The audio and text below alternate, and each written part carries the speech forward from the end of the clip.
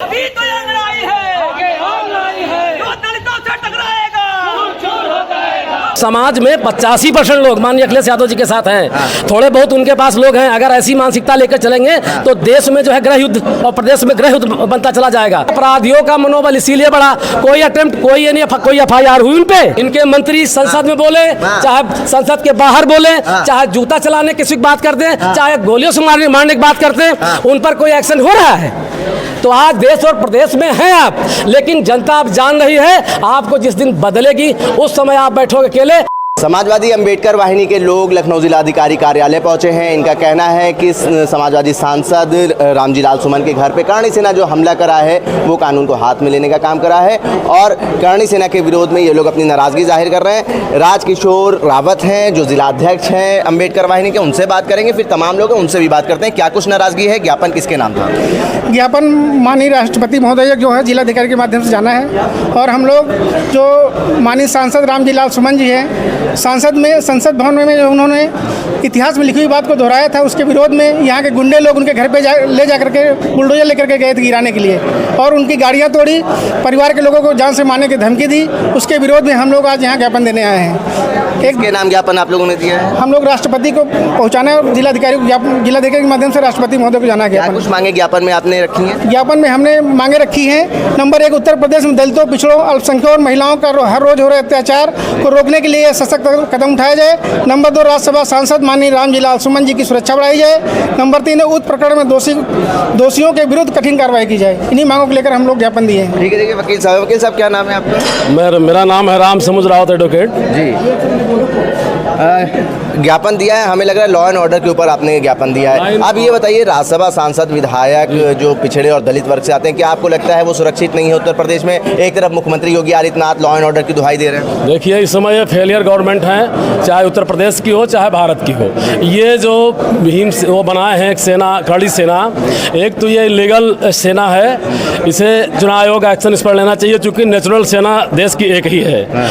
और एक दलित समाज से जो राज्यसभा के सांसद इतने सीनियर लीडर हैं, अगर जो उन्होंने एक वक्तव्य दिया है वो हिस्टोरिकल है, उस पर अगर कोई इन्हें काउंटर करना था तो वो अपनी बात के जरिए ही कर सकते थे। अब आज वो दलित हैं और ये करणी सेना है, चूँकि इनके स्वजाति हमारे यहाँ मुख्यमंत्री उत्तर प्रदेश के, और उनका मनोबल इस तरह से उनके समाज के लोगों का बड़ा हुआ है और उस सेना के ये समर्थन भी करते हैं मुख्यमंत्री जी। तभी इतने घर में घुस के दलितों के साथ उत्पीड़न, गालियाँ, तोड़फोड़ और उन्हें बेइज्जत किया गया घर परिवार के लोगों के प्रदेश अध्यक्ष हैं संदीप सिंह, कल उनसे हमारी बात हुई। उन्होंने कहा है अगर समाजवादी पार्टी इससे माफी नहीं मांगती है तो अखिलेश यादव के घर का घेराव करेंगे और पुतला दहन करेंगे। वो अखिलेश यादव का कुछ नहीं कर पाएंगे, ना किसी का कुछ कर पाएंगे। अब ये कहिए ट्रेंड में उन्होंने हमला कर दिया, अगर इस तरह से करेंगे तो समाज में 85% लोग माननीय अखिलेश यादव जी के साथ हैं। थोड़े बहुत उनके पास लोग हैं, अगर ऐसी मानसिकता लेकर चलेंगे तो देश में जो है गृह युद्ध और प्रदेश में गृह युद्ध बनता चला जाएगा। ये कहाँ जाएंगे? योगी जी तो कह रहे हैं कि उत्तर प्रदेश में लॉ एंड ऑर्डर एकदम बेहतरीन है। उत्तर प्रदेश बिल्कुल बलात्कार नहीं, यही लोकल है। अभी 1 हफ्ते 10 दिन के अंदर 2 दलित महिलाओं की हत्या हुई है बलात्कार करके। गोसाईगंज थाने में एक गांव सलौली है और दूसरा झारखंडेश्वर पर। 2 अभी ये लाइन ऑर्डर है, अभी लेटेस्ट में बता रहा हूं, आप देखिए, पता करिए गोसाईगंज थाने में, तो इनका लाइन ऑर्डर बिल्कुल फेल है। और ये मैं तो बता रहा हूं, इस देश को और प्रदेश को कोई पढ़ा लिखा ही व्यक्ति चलाएगा।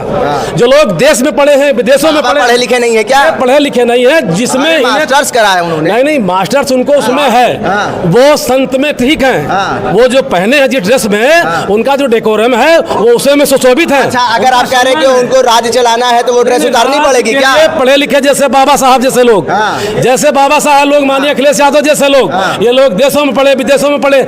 आज भी मैं बता रहा हूँ, मैंने उनके विकास कार्य को करते देखा, आयुषों के साथ काम करते देखा, जनता दर्शन लगता था, जिधर निकलते थे प्रमुख सचिव, मुख्य सचिवों की पूरी टीम चलती थी। और अगर कोई समस्या होती थी तो संबंधित IAS को कलम निकाल के ऑर्डर करके नीचे, अखिलेश आप इसे पकड़िए। मैंने उस व्यक्ति को भी देखा। भ्रष्टाचार मुक्त उत्तर प्रदेश हो गया है बाबा। भ्रष्टाचार मुक्त में नहीं, सबसे ज्यादा ये जहाँ कलेक्ट्रेट में खड़े हो आप, पता किया इस पार्किंग में कितनी लागत आई है, पता करिएगा। जिस दिन इसकी जांच शुरू हो जाएगी, अच्छे लोग लपेट में आ जाएंगे। भ्रष्टाचार है, भ्रष्टाचार जिस धरती पर जहाँ पे खड़े हो, कल आने वाले समय में यहाँ की भी जांच शुरू होगी।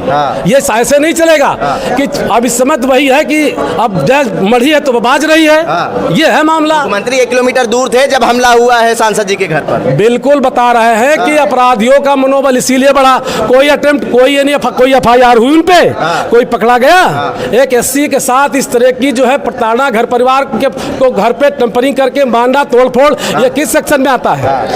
SC ST के अंदर है, 307 हुआ है, हमला हुआ है, कुछ नहीं उसमें आप कर रहे हैं और उल्टे उन्हीं को दोषी बता रहे हैं। इनके तहरीर दे आए हजरतगंज थाने में संदीप सिंह। इनके मंत्री संसद में बोले, चाहे संसद के बाहर बोले, चाहे जूता चलाने किसी की बात करते हैं, चाहे गोलियों से मारने की बात करते हैं, उन पर कोई एक्शन हो रहा है? तो आज देश और प्रदेश में हैं आप, लेकिन जनता अब जान रही है आपको जिस दिन बदलेगी उस समय आप बैठोगे अकेले और आपके खिलाफ अगर बदले की भावना, लेकिन मेरे नेता के अंदर ये सोच अभी भी नहीं है। अरे आप तो कह रहे बदले की राजनीति शुरू हो जाएगी अगर सरकार बन गई। मैं ये नहीं कह रहा हूँ, लेकिन अगर ये जो बता रहे हैं मैं इनको घेरूंगा, वो इधर आ जाएं, तो हम लोग क्या चूड़ियां पहने हैं? चलिए ठीक है। जब रामजी लाल सुमन के घर पर हमला हुआ तो 1 किलोमीटर की दूरी पे थे मुख्यमंत्री योगी आदित्यनाथ। ये तो जोगी जी का जो है, जोगी जी ने ही करवाया इसको। जोगी जी ने ही करवाया, जानबूझ के करवाया है। जोगी जी की प्लानिंग थी। जिस शहर में मुख्यमंत्री हो उस शहर में प्लानिंग करके, घोषणा करके, बुलडोजर लेके लोग गुंडे पहुंच रहे हैं। क्या जोगी जी को पता नहीं था? सब पता था। जोगी जी ने खुद करवाया है। और ये आरएसएस का एजेंडा है, आरएसएस का एजेंडा है कि आरएसएस का एजेंडा है पहले ईसाई, फिर कसाई, फिर दलित, फिर बैकवर्ड, यानी पीडीए को मारेंगे। ये एक आदमी को टारगेट करते हैं। पहले किसानों को टारगेट करके उनको 1 साल आंदोलन चला। ये अधिकारों को खत्म करने वाले लोग हैं। ये स्वजातीय जो है मुख्यमंत्री होने के नाते ये लोग सैकड़ों आदमियों को लेकर उनके घर पे चढ़ाई कर दिए। ये जो पीडीए परिवार हमारा है, ये परिवार शांत नहीं बैठने वाला। ये मत सोचे, हम लोग संविधान के दायरे में रह के बात करने वाले लोग हैं। हमारे सांसद ने राज्यसभा में बात कही थी तो उनके भी लोग नेतृत्व कर रहे हैं वहां पर, उनको उसका जवाब देना चाहिए था। ये कौन सी बात होगी? 700 आदमी लेकर घर पर चढ़ाइया कर दिए। अच्छा एक बात बताइए, मुख्यमंत्री योगी आदित्यनाथ कह रहे हैं कि सबसे बेहतरीन law and order Uttar Pradesh का है, अपराधी प्रदेश छोड़ के भाग गए। उत्तर प्रदेश की लॉ एंड ऑर्डर इस समय सबसे खराब स्थिति में है।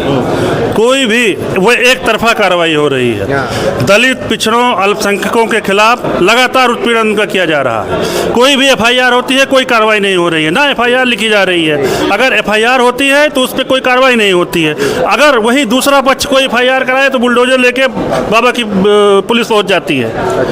और लॉ एंड ऑर्डर की पूरी तरह से यहाँ धज्जियां उड़ाई जा रही हैं। ठीक है, देखिए अंबेडकर वाहिनी, समाजवादी अंबेडकर वाहिनी के लोग लखनऊ जिला अधिकारी कार्यालय पहुंचे। इनका कहना था राज्यसभा सांसद रामजी लाल सुमन के घर पे करणी सेना ने जो हमला करा है वो संविधान के विरुद्ध है और कानून को हाथ में लेकर करा गया है। करणी सेना के खिलाफ SC ST के एक्ट में कार्रवाई होनी चाहिए, लेकिन अभी तक मुकदमा नहीं लिखा गया, जिसकी नाराजगी इनके अंदर है। इन्होंने राष्ट्रपति, महामहिम राष्ट्रपति के नाम ज्ञापन दिया है लखनऊ जिला अधिकारी कार्यालय में और इनका कहना है कि अगर उचित कार्रवाई नहीं हुई तो आने वाले समय में एक और बड़ा आंदोलन देखने को मिलेगा। भारत एक सोच के लिए आकिब मिराज खान।